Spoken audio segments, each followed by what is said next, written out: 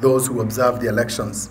At a public forum organized by the civil society to critique the 2013 presidential petition and give their expectations as the hearing date for the current one approaches, the groups here criticized the procedure and the decision in 2013 and say the Supreme Court should depart from what happened.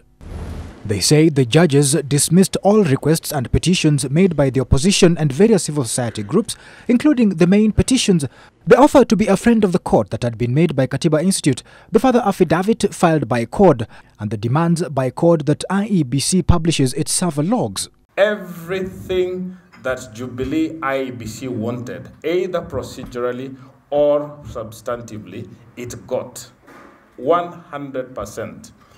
Everything we wanted, procedurally or substantively, we lost 100%. That should give you a sense of how one feels about how that court deployed its power.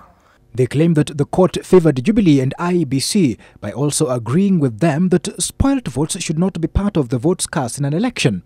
While still, they claim to have been harassed by the battery of lawyers employed by Jubilee and IEBC, whom they claim appeared to take control of the proceedings. We hope that the court will have the courage to take control of its own proceedings rather than allow those to be controlled by any one set of lawyers. They say the Supreme Court should not rely on what happened in 2013 and should instead set new precedents which will be fair in their eyes. One difficulty, however, will be the threshold of evidence that can lead to a presidential election being declared invalid.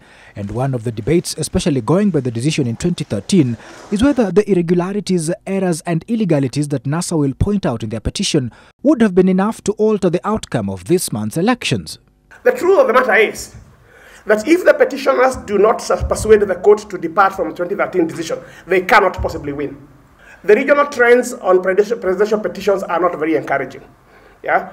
Courts have proved very lenient towards electoral management bodies, whether you're thinking about Zambia, whether you're thinking about Ghana, whether you're thinking about Uganda.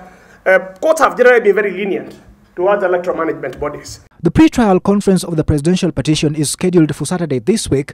It will be the 8th day since NASA filed its petition, and the court will only have 6 more days to hear and determine it. The date is also significant for another reason. The Chief Justice, who is a Seventh-day Adventist, had indicated during his interview that he would be reluctant to sit and hear a matter on a Saturday. How would you go about a hearing that stretches to the weekends? It will be difficult for me to sit on Saturday. I will talk with my colleagues and see how they can accommodate me, and even if it means we sit late, and deal with that situation. Given the scenario in 2013, some activists have shelved the idea of seeking to be enjoined in the case. The Kenya Human Rights Commission, however, will have its report relied upon as part of the evidence being used by NASA.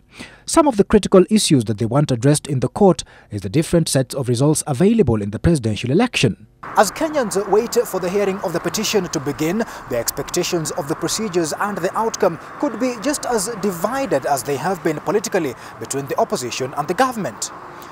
Andrew Ochieng, NTV.